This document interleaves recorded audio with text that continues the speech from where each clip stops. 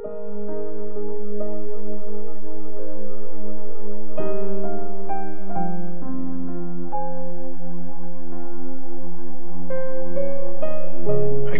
chapter 63. Ang tagumpay ni Lord sa mga bansa. Sino itong galing sa Edom, nakasuot ng damit na pula? Galing siya sa Bozra. Siya na nakadamit na maganda, makisig na lumalakad sa lakas ng kapangyarihan niya. Ako ito, nag-a-announce ng tagumpay, may kapangyarihang iligtas ka. Bakit pula ang suot mo? Parang damit ng mga taga-apak ng ubas na gagawing wine. Mag-isa kong inapakan ang mga ubas sa gawaan ng wine. Wala akong ibang kasama. Inapak-apakan ko sila sa galit. Inapakan sa tindi nito.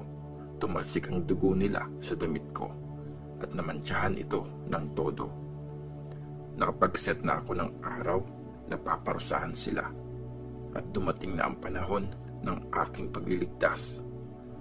Naghanap ako ng pwedeng tumulong pero wala akong nakita. Nagulat ako na wala man lang sumuporta sa akin. Kaya sarili kong lakas ang nagpanalo sa akin at pinalakas ako ng matinding galit ko. Galit na galit kong inapakan ang mga bansa. Nilasing ko sila sa galit ko at binuhos ko sa lupa ang dugo nila. Ang kabutihan ni Lord sa Israel. Ipapaalala ko ang wagas na pagmamahal ni Lord, mga ginawa ni Lord na dapat purihin dahil sa lahat ng binigay niya sa atin at kabutihan niya sa lahi ng Israel. Binigay niya yun dahil sa kanyang awa, dahil sa laki ng wagas niyang pagmamahal. Sabi niya, talagang sila ang bayan ko, mga anak na di ako lolokohin, at siya ang naging tagapagligtas nila. Sa lahat ng paghihirap nila, naghirap din siya at niligtas sila ng isang angel. Sa pagmamahal at awa niya, niligtas niya sila. Noon pa lang, binuhat at kinarga na niya sila. Pero nagrebelde sila at sinaktan ang banal na espiritu niya. Kaya naging magkaaway sila at siya mismo ang lumaban sa kanila. Tapos, naalala nila yung nangyari dati, nung panahon ni Moses na servant ni Lord. Tinanong nila kung nasan na yung nagligtas sa kanila mula sa dagat, yung nagligtas sa mga leader ng bayan niya. Nasan yung nagbigay sa kanila ng banal niyang espiritu? Nasan yung gumamit ng power niya para tumulong kay Moses? Siya ang naghati ng dagat para sa kanila, para makilala ang pangalan niya forever. Siya ang nag-lead sa kanila na tumawid sa dagat. Gaya ng kabayo sa desert, di sila nadapa.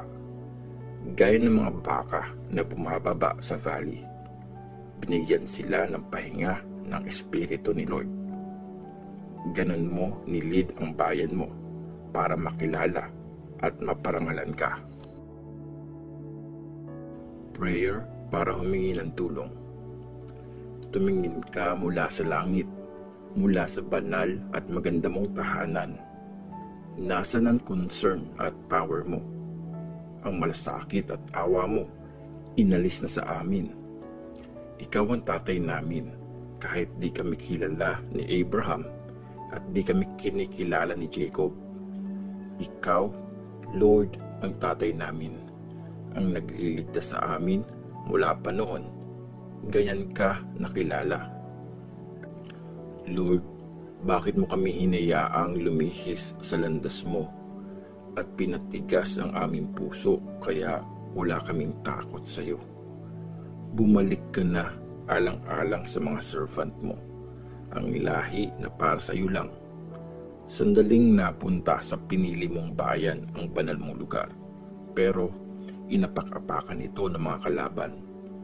Naging katulad kami ng mga bayan na hindi mo pinagharian, na para bang di kami ang pinili mong bayan. Isaiah chapter 64. Punitin mo sana ang langit at bumaba ka nang mayanig ang mga bundok sa harap mo. Parang apoy na nagpapakulo ng tubig. Bumaba ka para makilala ng mga kalaban mo ang pangalan mo at para manginig sa takot ang mga bansa sa harap mo.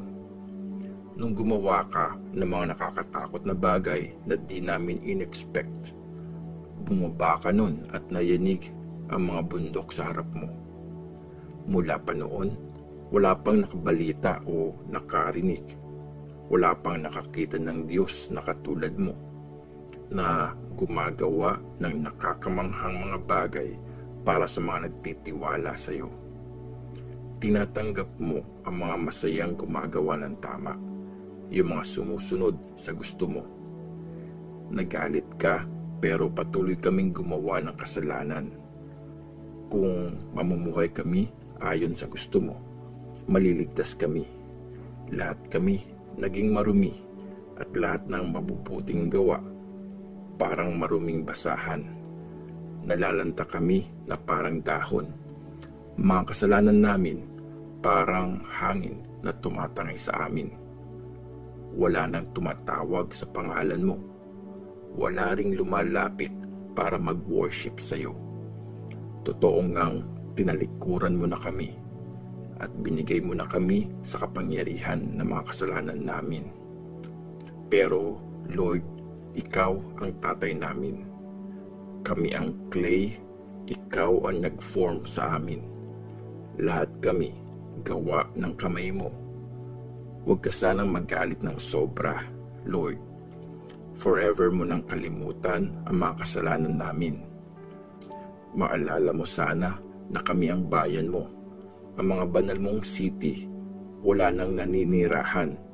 Wala nang natira sa Jerusalem. Nawasak na ito. Ang banal at magandang temple namin, kung saan ka winorship ng ancestors namin, nasunog na at abo na lang ang natira. Lahat ng magagandang lugar namin gumuho na. Sa lahat ng ito, hindi mo pa rin ba kami tutulungan, Lord? Mananahimik ka pa rin ba at lalo pa kaming papahirapan?